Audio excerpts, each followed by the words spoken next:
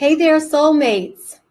It's your girl, Dr. Melissa, back with another soul-stirring episode of Standing on Business, where it's not just business, it's personal. So today we're going to be diving deep into a topic that is critical for every purpose-driven entrepreneur, and that is how to prioritize fulfillment. In other words, the importance of self-care. Now, I know some of you may be thinking, Dr. Melissa, I'm an entrepreneur.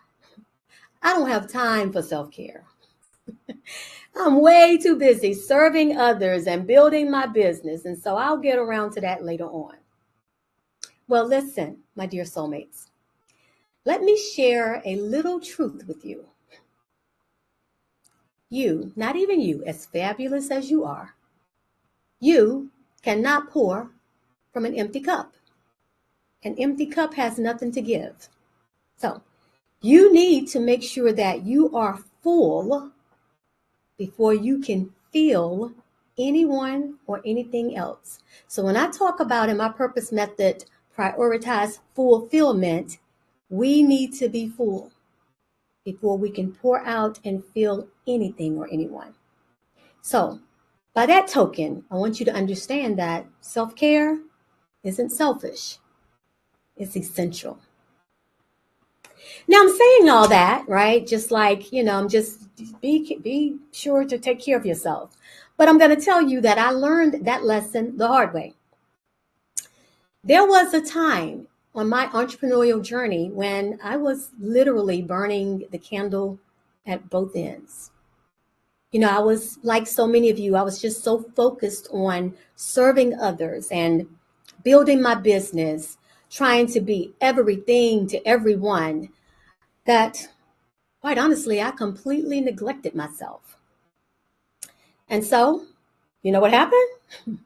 I crashed hard.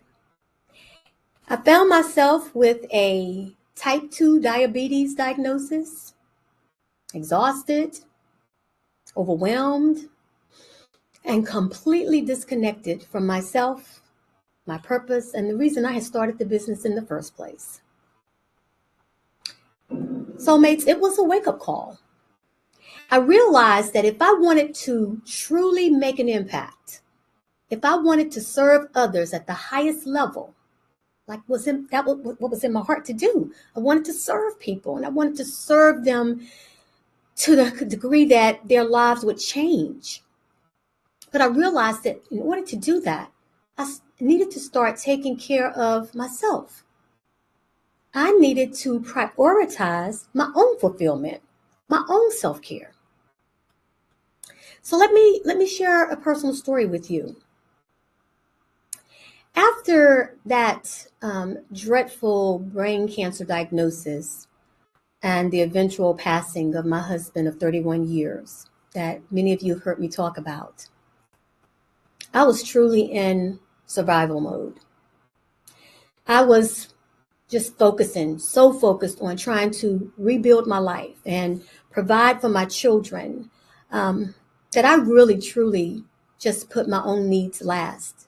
I had been a caretaker for 4 years, and so I was just in the mode of taking care of other people and making sure everybody was good and looking strong, even if I didn't feel strong. And I'll be honest with you, by doing this, I actually thought I was being strong and being a good mother and being a good leader. But in reality, I was running on empty, which was not the example or legacy that I wanted to leave for my children, especially since I was the only parent they had left. So I just took a hard look at myself one day in the mirror. And I realized that I did not recognize that woman that was staring back at me. Her eyes no longer had a sparkle or light. They were just dark and sad. Her smile looked forced. I realized that the trauma of the 4-year assault on everything that I had held dear in my life had taken a tremendous toll on me. And I will tell you that it wasn't until I started prioritizing self-care, getting enough sleep, nourishing my body, taking time for activities that filled my soul. It wasn't until that I truly started to feel alive again and then to thrive again. And you know what? When I thrived, everything around me thrived too. My business grew, my relationships deepened, my impact expanded. You see, this journey taught me something profound, something I didn't know before. And that is self-care is not a luxury. It's a necessity. Self-care is the foundation upon which we build our purpose-driven lives and businesses.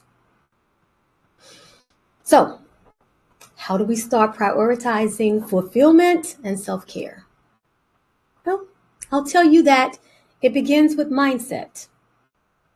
We need to first release the guilt about taking care of ourselves and recognize that taking care of ourselves isn't selfish.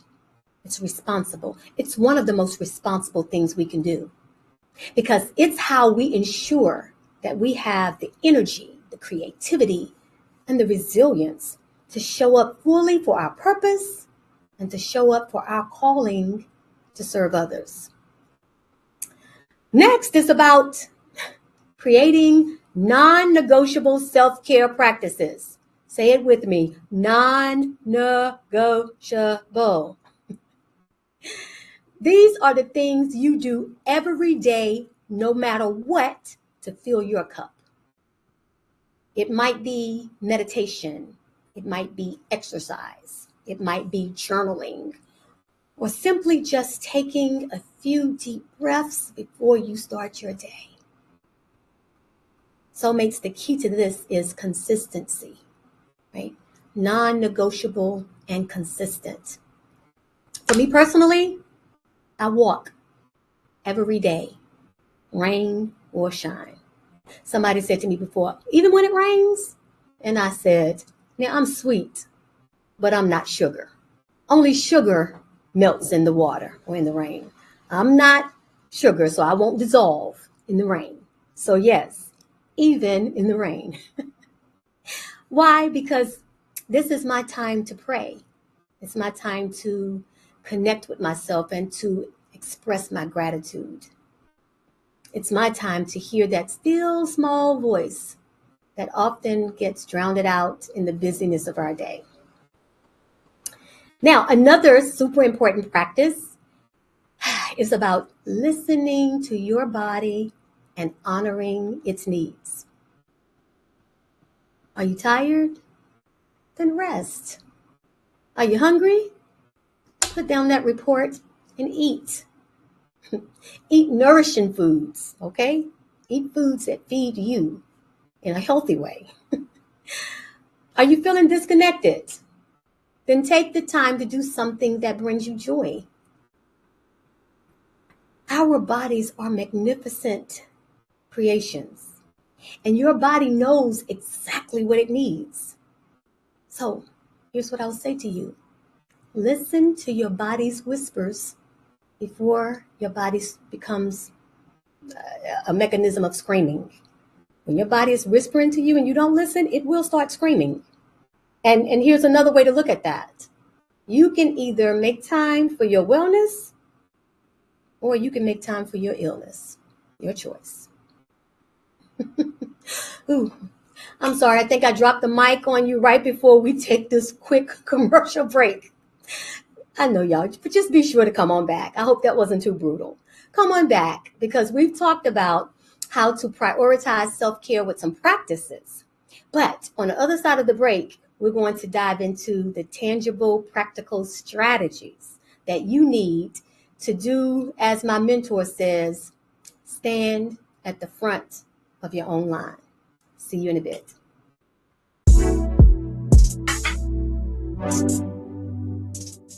Welcome to a unique brew of perspectives. What's the Tea with Gen XYZ is your one-stop spot for a fresh take on today's burning issues. Representing 3 generations, a Gen X icon, a millennial maverick, and a Gen Z trailblazer stir up conversations ranging from social justice to pop culture. They'll bring the heat, spill the honest truth, and find common ground across the years. Expect humor, candor, and perhaps a dash of healthy debate. Enlightening, insightful, and sure to stir the pot. Stay tuned for a stimulating dialogue that bridges the generation gap, one cup at a time.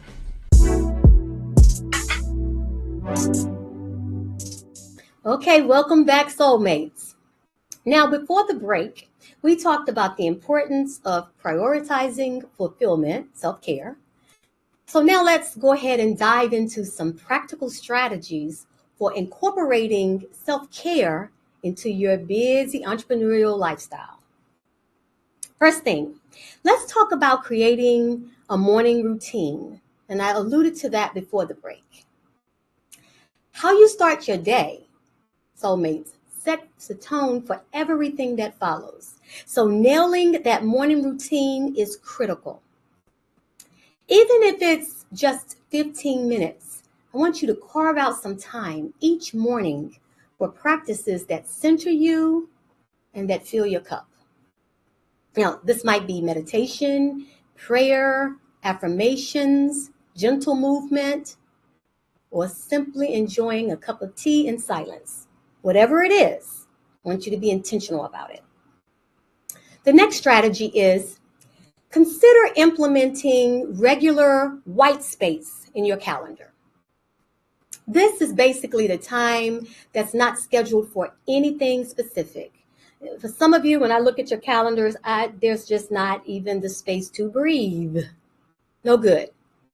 Create white space in your calendar because this gives you breathing room.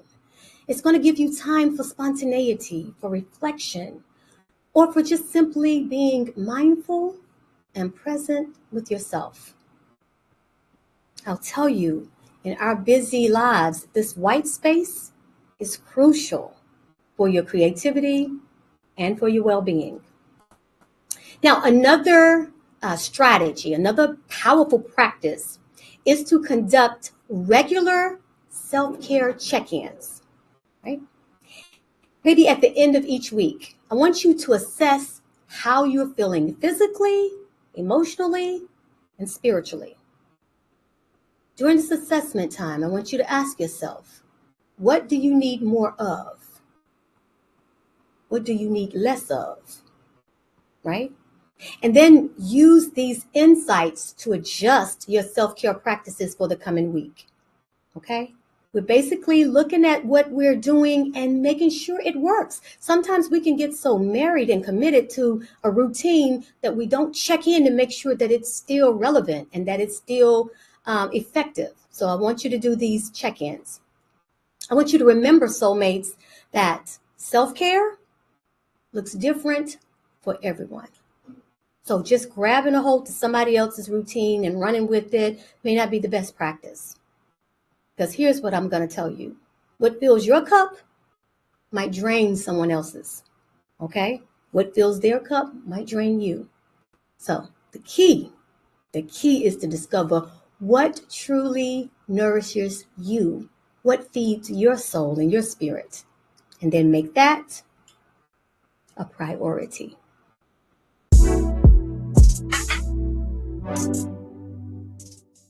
Okay, so now it's time for our Q&A segment, where I get to connect with you directly and answer your burning questions about prioritizing fulfillment and self-care.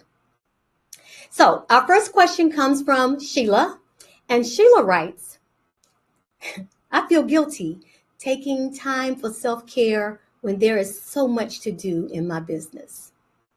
How do I overcome this guilt? Sheila, I don't even know how I got through this question without just laying my head down. It was, it's like you just climbed into my thoughts from 10 years ago. Absolutely. This guilt, Sheila, is so common among entrepreneurs. But here's what I want you to remember. Taking care of yourself is a part of your job. It's not separate from your work. Taking care of yourself is what enables you to be able to do your best work. So I want you to think of self-care as one of your entrepreneurial duties, okay? And I also want you to start reframing self-care as an investment in your business. Not even just a duty, it's an investment. You see, when you are well-nourished, well-rested, and centered, you're more productive, you're more creative, and you are better able to serve your clients. So, self-care is not selfish. It's actually strategic. Also, I want you to remember that you're modeling behavior for others. In the country, we used to say you got to eat your own dog food. Don't ask me what that means. It's just something we used to say. Basically, if you want your clients, your family, your team to prioritize their well-being, then you need to walk the talk. Your self-care is setting an example, an important example for all of those around you. And I will say, lastly, start small. That's something I've been saying here because sometimes we try to take on these huge tasks and we want to get it all done at one time. I want you to start small. You don't need to take a week-long retreat, although that would be lovely, and I highly recommend that you do it at least once a year. But you don't need to take this week-long retreat to get started with prioritizing self-care. Even 5 minutes of deep breathing, or one of my personal favorites, a short walk, can make a huge difference. And then you can just build from there. Notice how these small acts of self-care positively impact your work and your life. Okay? Thanks for the question. The next question comes from Michelle. And Michelle asked, I'm not sure what self-care looks like for me. How do I figure out what practices will truly fill my cup? Great question, Michelle. Here's what I will say. Self-care is deeply personal. What works for one person might not work for another. So here's how you can start to discover what fills your cup. I would say first, reflect on the times when you have felt truly relaxed, truly joyful and energized, right? What were you doing? Who were you with? What environment were you in? Okay, these are going to be clues to what nourishes you. All right. I would say next, experiment. You got to experiment. Try different self-care practices and then pay attention to how you feel afterwards. So, does a morning walk or run energize you or deplete you? Does meditation calm your mind or make you anxious? There's no right or wrong answer. It's really about discovering what works for you. And then also, I would tell you to consider, this is important, consider the different dimensions of self-care. Physical, emotional, mental, spiritual, social, right? And then aim for practices that can nourish you in each of these areas. Your practices will look different for the spiritual dimension than it would probably the social or the physical dimension. Okay, so let's be sure that we're being, we talk about holistic and I call it solistic. Make sure that we're being solistic in our approach to self-care. And then this is the other thing, Michelle, I would tell you to remember that your self-care needs may change over time, and that's completely okay. It did for me. I will tell you, when I was younger, I was energized and rejuvenated by going out dancing. Loved it. And don't get me wrong, I still love to dance, but it just hits a little different now that I'm in my 50s. Oftentimes, if I go out to dance, it's going to result in needing a day to recover with my whole house smelling like Bengay. Yeah, for those of you that don't know what Bengay is, look it up. Here's the thing. The key is to just stay in tune with yourself and then be willing to adjust your practices as needed. I hope that was helpful. Whew. All right, soulmates, what a nourishing exploration we've had today. As we wrap up this episode, I want to leave you with this. Your well-being is not a luxury. It's not something that you get to someday when you're less busy. It is the foundation of everything you do, everything you create, every way that you serve. Prioritizing your fulfillment isn't selfish. It's how you ensure that you have the energy, the creativity, the resilience to fully live your purpose and to make your impact on the world. So, this week, I challenge you. I challenge you to commit to one new self-care practice. Something small, something doable, but something that truly fills your cup. And then I want you to share that in our community, or if you're not a part of our community yet, send us an email. Let us, that way we can support each other in prioritizing our well-being and celebrating those positive ripple effects that it creates in our lives and our businesses. Remember, soulmates, I know that you're a superhero, but you cannot serve from an empty vessel. You have to fill your cup first, and then trust that in doing so, you're expanding your capacity to serve others and to live your purpose more fully. So, let me thank you for tuning in to Standing on Business with Dr. Melissa.